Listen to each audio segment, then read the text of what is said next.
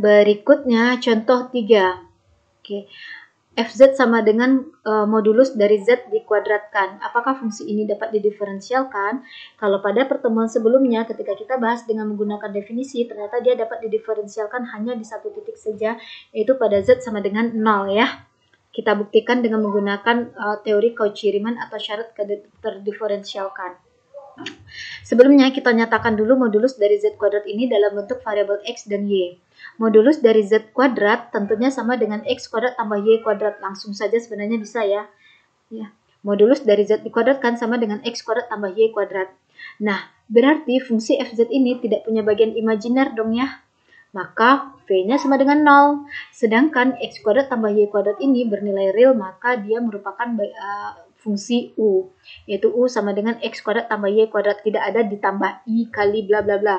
Oleh karena itulah V-nya sama dengan 0 ya, tidak punya bagian imajiner. Nah, temukan turunan ini terhadap X, turunan dari X kuadrat tambah Y kuadrat terhadap X. Berarti kita hanya memandang turunan X kuadrat saja ya. Turunan dari X kuadrat terhadap X adalah 2X, sedangkan turunan dari Y kuadrat terhadap X adalah 0. Maka di sini 2X saja. Kemudian turunan dari U ini terhadap Y. Turunan dari X kuadrat terhadap Y adalah 0. Turunan dari Y kuadrat terhadap Y adalah 2Y. Kemudian V-nya sama dengan 0, maka tentunya turunan parsialnya terhadap X ataupun terhadap Y-nya sama-sama dengan 0. Nah, sekarang amati apakah persamaan Cauchy-Riemann berlaku. Kita lihat apakah UX-nya sama dengan VY. UX-nya 2X, tapi VY-nya sama dengan 0. Itu kan tidak sama ya. Tapi apakah 2X ini bisa dibuat sama dengan 0? Bisa. Yaitu 2X akan bernilai sama dengan 0 hanya jika X-nya sama dengan 0. Jadi 2X sama dengan 0, maka haruslah X-nya sama dengan 0. Jadi kita bisa loh membuat persamaan, walaupun di sini kita lihat bahwa UX tidak sama loh dengan VY. Kemudian UY dan VX ternyata tidak saling berlawanan tanda. Yang ini 2Y sedangkan di sini 0. Namun kita bisa membuat dia menjadi terpenuhi. Oke, berbeda dengan kasus contoh yang pertama tadi. Kalau contoh pertama tadi, UX tidak sama dengan VY, yaitu ya 1 tidak sama dengan negatif 1. Apakah kita bisa membuat 1 menjadi sama dengan negatif 1? Tentunya tidak ada variabel kan ya di sini. Jadi ini bagaimanapun caranya tidak bisa memenuhi kondisi Cauchy-Riemann. Tapi untuk contoh ini, kita bisa loh membuat 2X menjadi sama dengan 0. Kapan? Yaitu jika kita klaim X-nya sama dengan 0. 2X haruslah sama dengan 0 supaya terpenuhi Cauchy-Riemann. Berarti X haruslah sama dengan 0. Kemudian 2Y haruslah sama dengan negatif 0. Negatif 0 kan sama dengan 0 ya. Berarti 2Y harus sama dengan 0 supaya Cauchy-Riemann berlaku. Jika 2Y sama dengan 0 berarti Y-nya sama dengan 0 bagi 2 atau Y-nya sama dengan 0. Dengan demikian, bahwa untuk Fz sama dengan modulus Z kuadrat bisa memenuhi persamaan Cauchy-Riemann, atau ini bisa sama dengan ini, dan ini bisa sama dengan ini, hanya jika X sama dengan 0 dan Y sama dengan 0. Dengan demikian, kesimpulannya persamaan Cauchy-Riemann untuk kasus ini hanya berlaku pada titik 0,0. Oke, ini ya, keadaan UX sama dengan VY dan UY sama dengan negatif VX hanya dapat dipenuhi pada titik Z 0,0. Nah, sekarang sebelum kita mengklaim bahwa dia emang punya turunan di titik 0,0 atau punya turunan di Z sama dengan 0, kembali kita cek dulu apakah 3 syarat ini terpenuhi. Tapi 3 syarat ini terpenuhi, kita cukup hanya cek di satu titik saja, yaitu di titik 0,0 saja. Kenapa? Karena Cauchy-Riemann-nya hanya terpenuhi di titik 0,0 itu saja. Oke, jadi yang pertama kita cek apakah F0 sama dengan konjugat dari 0 kuadrat ada. Tentunya ada ya. Oke, ganti Z-nya dengan 0, berarti F0 sama dengan 0 kuadrat tambah 0 kuadrat. Kalau Z sama dengan 0, berarti kan X-nya sama dengan 0 dan Y sama dengan 0 ya. Berarti nilai ini sama dengan 0. Berarti fungsi Fz terdefinisi di titik Z sama dengan 0. Sorry, ini harusnya terdefinisi ya, nanti diganti. Atau cukup ada saja. Kemudian syarat kedua, apakah turunan parsialnya ini semuanya ada pada titik Z sama dengan 0? Ada. Yaitu gantilah X, Y di sini dengan 0. 2x sama dengan 2 kali 0. 0. Ya ada kan ya nilainya, ada anyway. Jadi ini terpenuhi. Kemudian apakah turunan partial ini continue di z sama dengan 0? Iya. Coba saja. Pada x sama dengan 0 berarti nilai ux ini adalah 0. Nilai limit dari 2x ketika x sama dengan 0 adalah sama dengan 0 pula. Berarti 2x continue di titik 0. Begitu juga 2y, apakah dia continue di titik y sama dengan 0? Iya, karena pada y sama dengan 0, nilai fungsi 2y adalah sama dengan 2 kali 0, yaitu 0. Kemudian nilai limit dari 2y ketika y menuju 0 adalah, nah coba substitusi aja, 2 kali 0 kan 0, berarti nilai limitnya ada. Tapi anyway, sebagaimana yang saya jelaskan tadi bahwa jika pangkat dari variabelnya ini bilangan bulat positif, maka dia pasti continue di titik manapun. Dalam hal ini khususnya titik z sama dengan 0 kita khususkan karena Cauchy-Riemann hanya terpenuhi di z sama dengan 0, itu saja ya. Jadi syarat ketiga terpenuhi. Syarat keempat sebagaimana yang dijelaskan tadi dia terpenuhi di titik 0,0.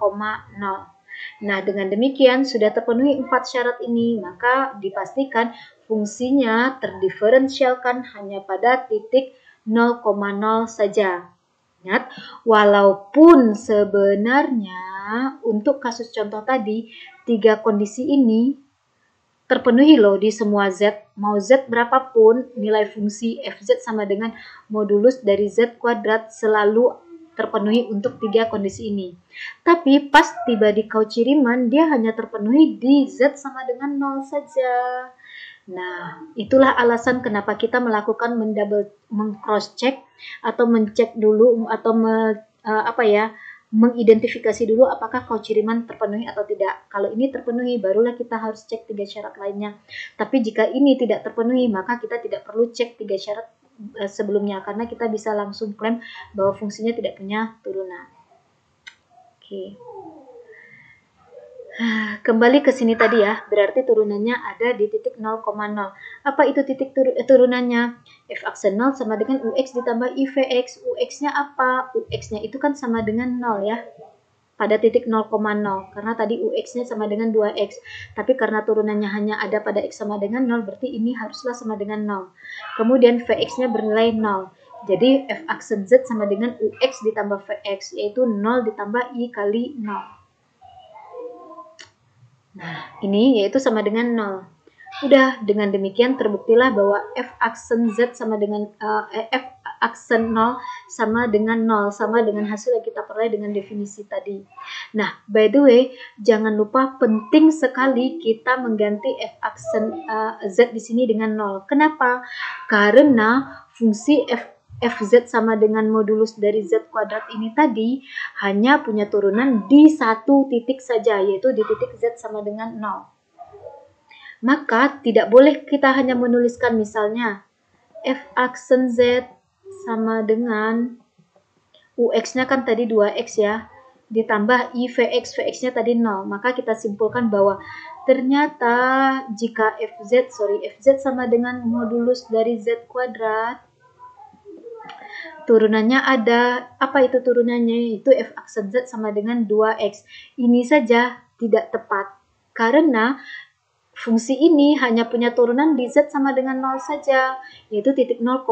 Berarti F aksen 0-nya harus sama dengan 0 pula. Yaitu dari 2 kali 0 atau sama dengan 0. Kenapa bisa begini? Karena dia tidak terdiferensialkan di semua titik, dia hanya terdiferensialkan di satu titik saja. Jadi ketika kita menuliskan formula dari F aksen Z dengan menggunakan UX ditambah IVX, harus disesuaikan dengan di titik Z mana dia dapat didiferensialkan. Oke, berikutnya contoh keempat adalah Fz sama dengan eksponen pangkat Z. Apakah fungsi ini terdiferensialkan? Nah, kita gunakan cek dulu apakah Cauchy-Riemann terpenuhi atau tidak ya. Kita nyatakan E pangkat Z dengan fungsi yang tergantung pada X dan Y saja. E pangkat Z sama dengan E pangkat X plus Y ya. Kemudian E pangkat X plus Y sama dengan E pangkat X kali E pangkat Y. Dan E pangkat Y sama dengan, ingat materi analisis kompleks, bahwa E pangkat Y sama dengan kosinus Y ditambah I kali sinus Y. Ya, di awal-awal pertemuan pasti sudah belajar ini. Sehingga ini sama dengan E pangkat X kali kosinus Y ditambah I kali E pangkat X sinus Y. Dengan demikian, fungsi U-nya adalah ini, E pangkat X tambah kosinus Y, dan fungsi V-nya adalah bagian imajinernya ini, yaitu E pangkat X kali sinus Y. Nah, berikutnya, dari fungsi U ini, temukan turunan parsial terhadap X. Kalau kita menemukan turunan parsial dari E pangkat X kali kosinus Y terhadap X, berarti kosinus Y bisa kita anggap sebagai konstanta atau koefisien dari E pangkat X ini ya. Maka turunan dari E pangkat X kali kosinus Y terhadap X adalah tetap E pangkat X kali kosinus Y. Ya. Kemudian turunan U terhadap Y, berarti E pangkat X-nya ini berperan sebagai koefisien dari kosinus Y, atau kita pandang saja, bayangkan dia konstanta atau tetap. Nah, turunan dari E pangkat X kali kosinus Y adalah E pangkat X dikali turunan dari kosinus Y. Turunan dari kosinus Y kan negatif sinus Y. Jadi turunan U terhadap Y adalah negatif E pangkat X dikali sinus Y. Kemudian temukan pula turunan V terhadap X. Turunan V terhadap X adalah sama dengan turunan dari E pangkat X kali sinus Y. Kita pandang sinus Y berarti sebagai koefisien yang anggaplah pura-puranya dia sebagai konstanta ya. Nah, turunan ini adalah sama dengan E pangkat X kali sinus Y karena X-nya sebagai variabel. Kemudian temukan pula turunannya terhadap variabel Y. Berarti E pangkat X ini sebagai koefisien dari sinus Y. Dan turunannya adalah terhadap Y adalah E pangkat X dikali turunan dari sinus Y. Turunan dari sinus Y adalah kosinus Y. Nah, jadi turunan V terhadap Y adalah ini. Intinya adalah kalian harus menguasai turunan parsial ya. Sekarang kita lihat apakah persamaan Cauchy-Riemann terpenuhi. Lihat, UX sama dengan E pangkat X kali kosinus Y dan ternyata sama dengan VY. Oke, dia terpenuhi. Kemudian UY, yaitu negatif E pangkat X kali sinus Y, sedangkan Vx-nya E pangkat X kali sinus Y. Bentuk yang sama, hanya berlawanan tanda, yang satu negatif, yang satu positif. Berarti terpenuhi pula persamaan Cauchy-Riemann yang kedua, yaitu UY sama dengan negatif Vx. Dengan demikian, persamaan Cauchy-Riemann ini terpenuhi. Maka kita belum bisa menyimpulkan bahwa f aksen z-nya ada. Cek lagi tiga syarat pertama. Syarat pertama adalah apakah fz sama dengan e pangkat z terdefinisi dimanapun. Ini harusnya terdefinisi ya. Jawabannya adalah mau z berapapun, tentunya kita selalu bisa menghitung nilai e pangkat z ya. Oleh karena itu dia terdefinisi dimanapun. Kemudian syarat kedua, apakah dia terdefinisi turunan parsial ini ya, kan ada, kita bisa mengatakan dua buah saja sih turunan parsialnya. Kenapa?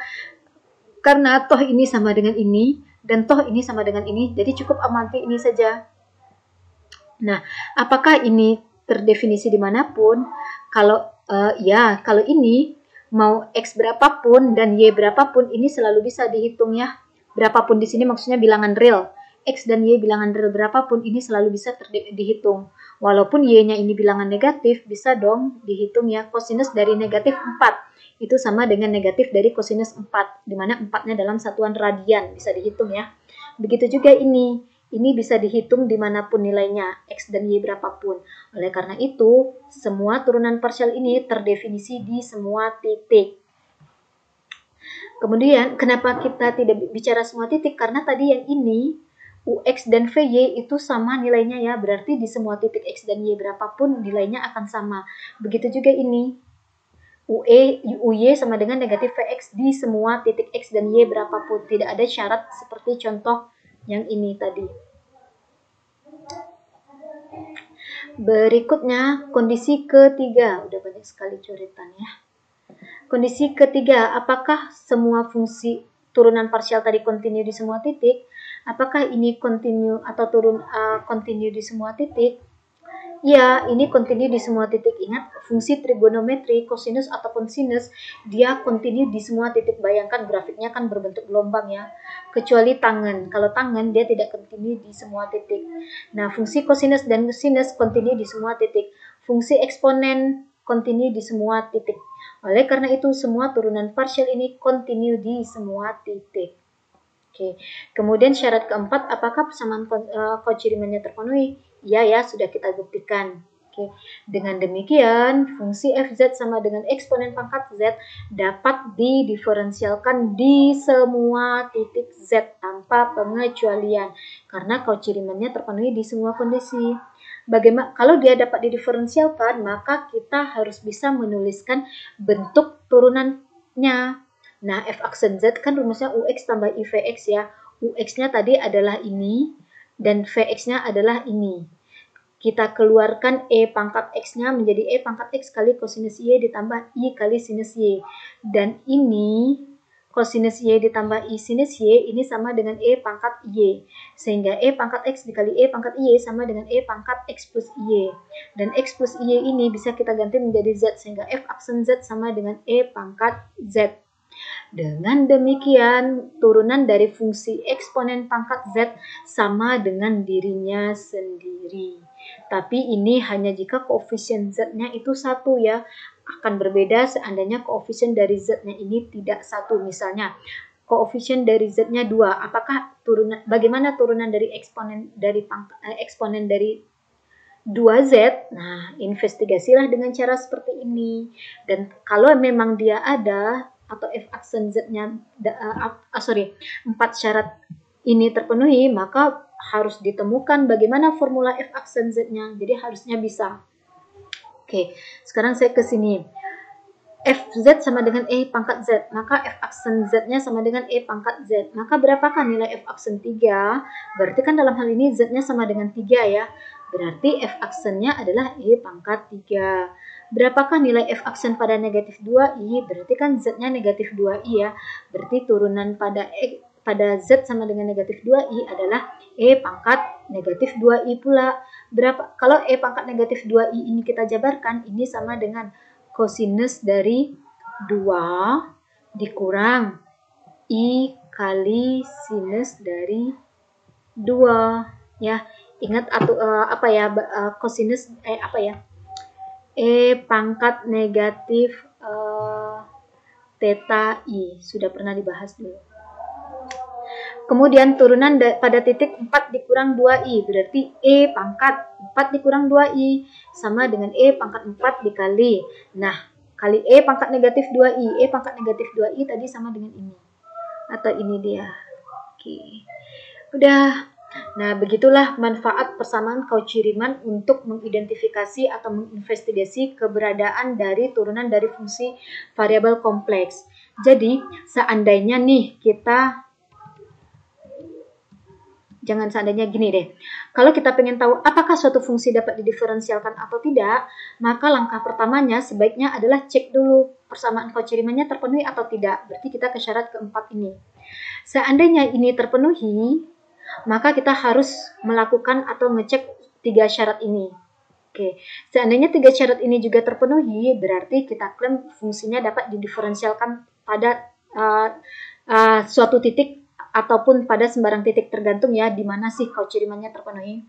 Nah, seandainya emang dia terpenuhi dan fungsinya dapat didiferensialkan, kita harus bisa menuliskan formula f aksen Z-nya apa. Yaitu gunakanlah formula ini atau rumus ini. Oke. Nah, seandainya nih, kita kembali ke tadi ya. Seandainya kan tadi langkah pertama kita untuk ngecek apakah suatu fungsi dapat didiferensialkan atau tidak, kita ke syarat keempat ini dulu ya, yaitu ngecek Cauchy-Riemann. Seandainya persamaan Cauchy-Riemann ini tidak terpenuhi, sudah selesai, tidak perlu ketiga syarat ini. Kita bisa langsung simpulkan bahwa ternyata dia tidak punya turunan dimanapun. Oke, jadi sangat terbantu sekali ya dengan keberadaan persamaan Cauchy-Riemann ini. Instead of menggunakan definisi, maka ini akan lebih lebih mudah kita menganalisisnya. Oke, demikian untuk persamaan Cauchy-Riemann. Berikutnya kita akan bahas nantinya persamaan Cauchy-Riemann jika fungsi variabel kompleksnya itu dinyatakan dalam bentuk R theta. Nah, di sini kan kalau persamaan Cauchy-Riemann-nya itu dalam bentuk X dan Y ya, atau variabel real X dan Y. Nah, bagaimana seandainya fungsi variabel kompleksnya itu dalam bentuk R theta? Ada juga nanti persamaan Cauchy-Riemann-nya, akan kita bahas di pertemuan berikutnya.